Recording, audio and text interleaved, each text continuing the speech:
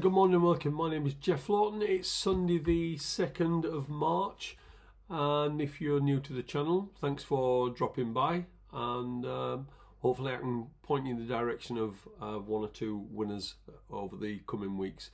As I say, my name is Jeff Lawton, and over 30 years plus I've been one of the most successful gamblers in the UK. I've also had 75 winners with my own horses. It's not designed, this channel, for free tips to everyone. It's more an educational channel, trying to get you to look at the way that you bet and the races that you actually bet in. Now, you may say after watching these videos that I'm doing it all wrong and I should do this and that, but betting has been my only source of income for over 20 years. And as they say, the proof is in the pudding. So if you're not a winning punter, and statistically only 3% of people who bet are, then maybe it's time to try a different approach. And as I say, watch this and see what I come up with.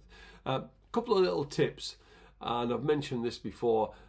Don't try and be a hero looking for these big price winners. Yeah, you'll hit an odd 12 or 16 to 1 winner, and you'll talk about it for the next 6 months to your mates, but then you'll go another 25 or 30 bets looking for another one.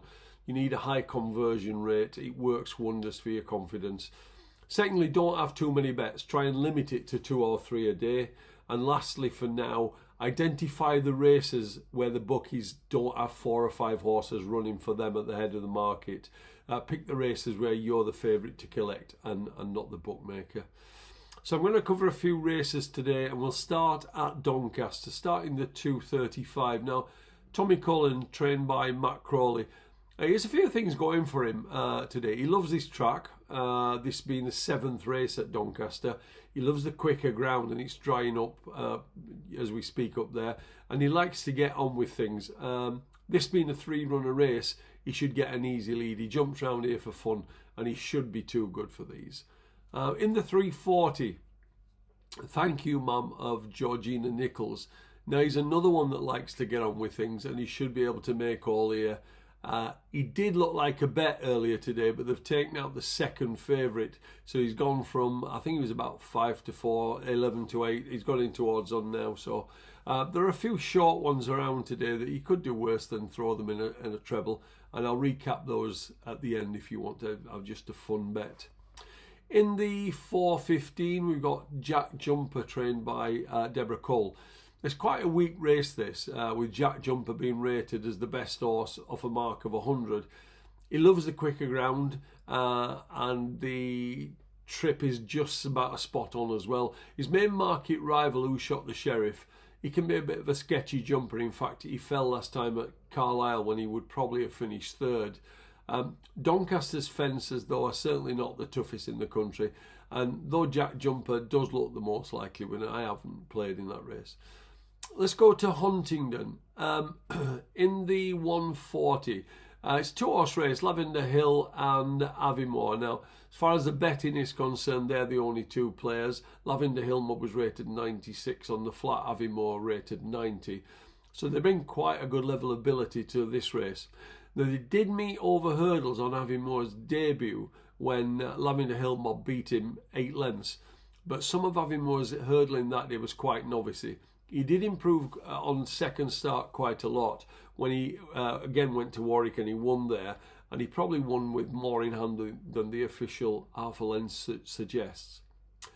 Now, the market makes Lavender Hill Mob about 10 to 11 and Aviemore about 11 to 4.